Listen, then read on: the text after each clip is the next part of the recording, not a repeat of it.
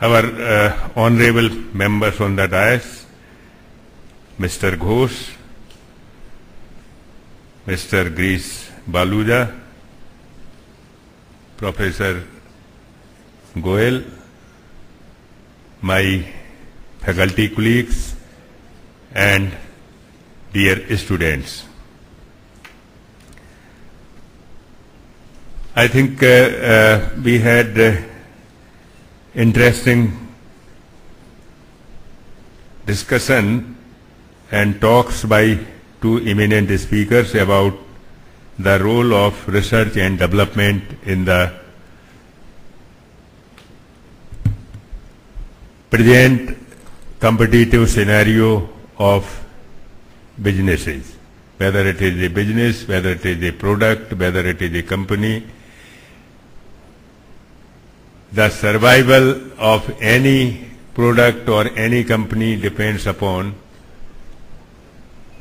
how far the company can innovate new ways, new methods to produce superior products which are more competitive in the market than similar brands from other companies.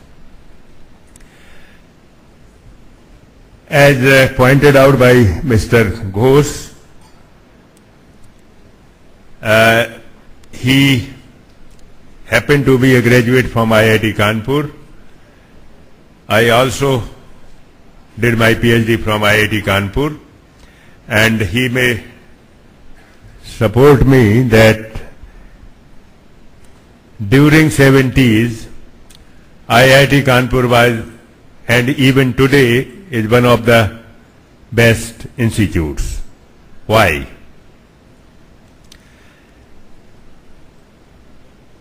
IIT Kanpur was supported by a consortium of 9 topmost US universities who designed the syllabi of various courses, developed laboratories, curriculum, and various programs. And those traditions are still continuing. It has nothing much to do with research and development, but a type of atmosphere and environment which was created by topmost scientists of the world. That model was formulated in IIT Kanpur.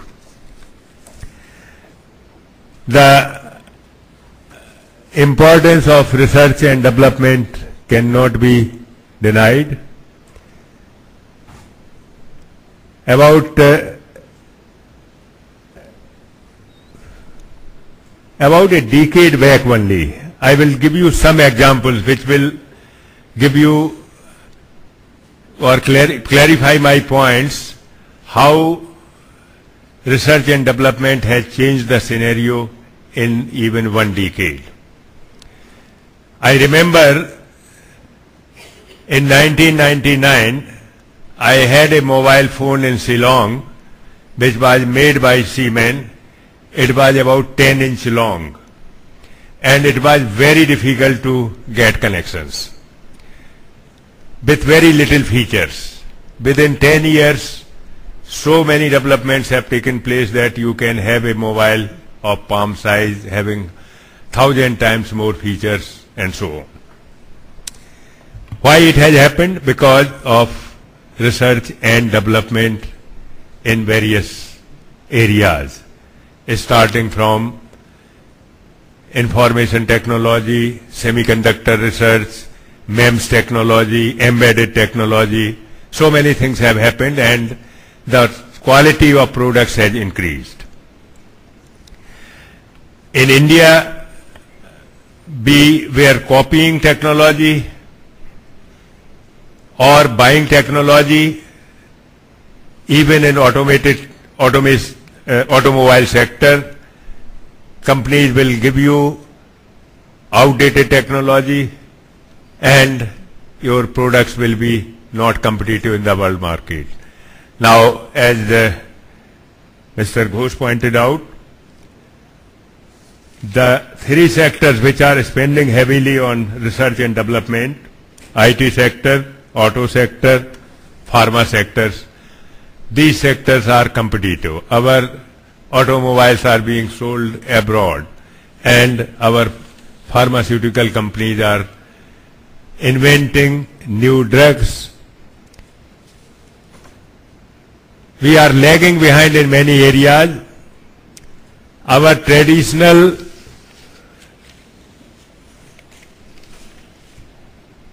knowledge of Ayurveda, we took it for granted that this will continue, but when foreign companies in US and Europe started patenting our remedies which were being considered as if they are known to everyone, then we woke up and we started patenting our processes for Ayurvedic technologies and so on. So there are many instances where we are still lacking, and unless we have our strong R&D base, we will be left behind in a competitive world market. Now, Mr. Girish Saluja pointed out 3 different type of R&Ds.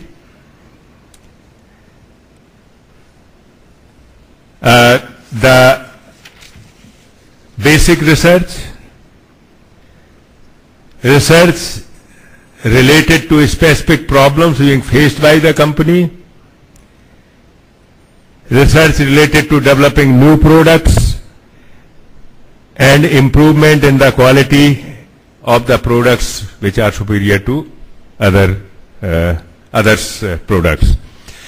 Now, basic research has its own importance. I would like to emphasize that we should never try to undermine the basic research. It may not have immediate short-term gains, but unless we have a strong base in basic research, applied research will again lag behind. So both things have to go hand in hand, basic research and applied research. Without understanding the fundamental aspects of particular process, it is not possible to apply or innovate new processes. Now, basic research, I will give you a few examples why it is important. Most of us know that laser is being used almost everywhere today. Laser was discovered in 1960, and people said that it is a beautiful device looking for applications. Nobody knew how this device can be utilized. Now, as all of you know, lasers are being utilized starting from pointers to CD players in various medical applications, eye surgery, welding of detached retina, correction of curvature of retina. Then recently I have my own experience, optical coherence tomography. There is a technique which can get all the details about your eye nerve system using optical coherence effect. Many of our students who study physics, chemistry, mathematics in first year and partly in second year might be wondering, why do we study optics? Why do we study mechanics? Why do we study lasers, fiber optics? Because it is important to understand the basic aspects, how a optical fiber cable works. Unless you understand how a light ray is refracted or diffracted in space, you will never be able to design a method for long distance optical communication. Distance between moon and earth has been measured with the help of a laser. Now, what precautions were taken? Laser light was made